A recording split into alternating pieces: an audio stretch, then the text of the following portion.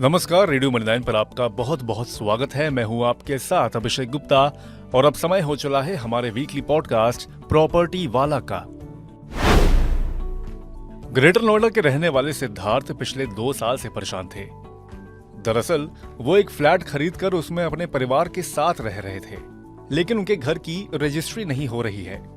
पर अब यूपी सरकार के एक फैसले से वो काफी खुश हैं। दरअसल यूपी कैबिनेट ने एक प्रस्ताव को मंजूरी दे दी है।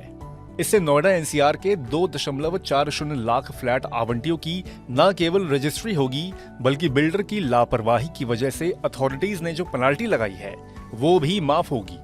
राज्य मंत्रिमंडल ने नोएडा, ग्रेटर नोएडा और यमुना एक्सप्रेसवे पर अधूरे पड़े 2,40,000 घरों को पूरा करने के लिए अमिताभ कांत कमेटी की सिफारिशों को अपनी मंजूरी दे दी है।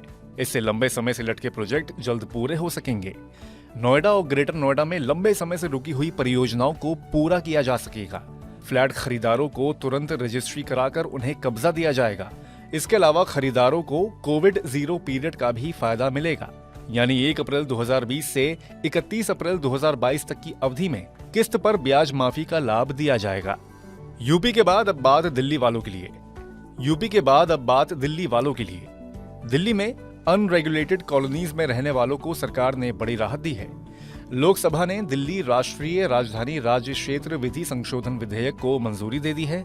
इसमें दिल्ली में अनऑथराइज्ड कॉलोनियों में सीलिंग या मकान ढहने की कार्रवाई पर रोक लगाने की समय सीमा को 3 साल और बढ़ाने का प्रावधान है। इस विधेयक के लागू होने के बाद दिल्ली की 2.5 करोड़ की आबादी में से करीब 40 लाख लोगों को मालिकाना हक का लाभ मिलेगा। इसके तहत लैंड पूलिंग से 70 लाख और लोग भी लाभान्वित होंगे। 3 साल की राहत से दिल्ली की झुग्गियों और इर्रेगुलर कॉलोनियों में रहने वालों को बड़ी राहत मिलेगी।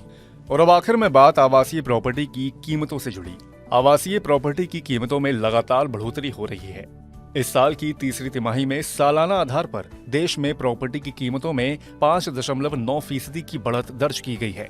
Knight Frank global house price index के मुताबिक प्रॉपर्टी के दाम में लगातार बढ़ोतरी की वजह से वैश्विक लिस्ट में भारत 18वें पायदान से 4 स्थान चढ़कर 14वें स्थान पर पहुंच गया है।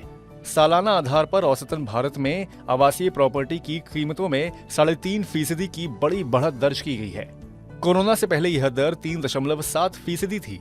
ऐसे में घरों की कीमतों में औसत वृद्धि कोरोना काल से पहले की स्थिति में पहुंच गई है। तो आज के इस वीकली पॉडकास्ट प्रॉपर्टी वाला में फिलहाल बस इतना ही। ये पॉडकास्ट आपके लिए तैयार किया है हमारी सहयोगी आंचल चौधरी ने।